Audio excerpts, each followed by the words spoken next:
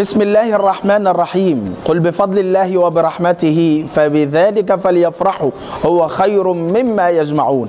شوفوا كنا فين وبقينا فين بفضل الله رب العالمين. العمل مستمر على قدم وساق في بيت الله رب العالمين، مسجد ومجمع عمر بن الخطاب في منطقة الروضة. الأرض يا سادة الآن دلوقتي بقت بفضل الله رب العالمين زي ما انتم شايفين في الفيديو، شايفين 4 أدوار مباني بخلاف دورين 2 كمان مبنيين خرسانات وعمدان لاستكمال الدور السادس علوي بفضل الله رب العالمين. احنا في مرحلة التشطيبات والتجهيزات عشان يشتغل مجمع ومسجد عمر بن الخطاب لخدمة أهالينا في منطقة الروضة. المسجد دلوقتي بفضل الله رب العالمين الحلم فيه بقى حقيقة، احنا بقينا على أرض الواقع في مسجد، في مجمع، في إن شاء الله بإذن الله خدمات بفضل الله، ثم بمشاركتكم وبدعمتكم معانا. احنا مستنيين منكم ايه ومن أهل الفضل المتطوعين والمتبرعين والمنفقين معانا ايه؟ إن شاء الله محتاجين نفقات عشان تشطيب وتجهيز الكهرباء وتأسيس السباكة في المجمع كله بفضل الله رب العالمين، والنقاشة.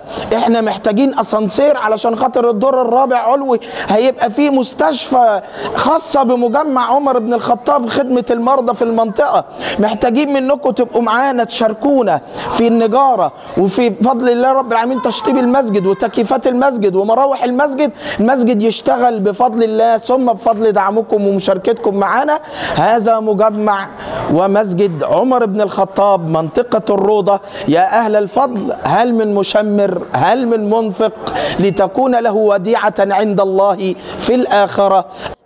كده احنا بفضل الله رب العالمين العيادات هتحتاج دعمكم ومشاركتكم معانا وتجهيزها وتشطيبها والادوات الصحيه بتاعتها. احنا ان شاء الله باذن الله هنحتاج اسانسير في المجمع المتعدد الطوابق. الان احنا وصلنا ل7 ادوار علوي بفضل الله رب العالمين. الدور ده معاكم يتسقف، الدور ده معاكم يتشطب. الادوار دي محتاجه دعمكم ومشاركتكم. مين هينفق؟ مين هيبادر؟ مين هيجعل لي وديعه عند الله يلقى الله بها في الآخرة؟ مين اللي حابب يكون في ميزان حسناته بيتا لله بناه؟ بيتا لله بناه، وهذا هو بيت الله مسجد ومجمع عمر بن الخطاب. أنفق وبادر وسارع. اليوم معك النفقة في هذه المؤسسة، في هذه المؤسسة الدينية، في هذا الصرح الخدمي الكبير العظيم في منطقة الروضة بشبرا الخيمة.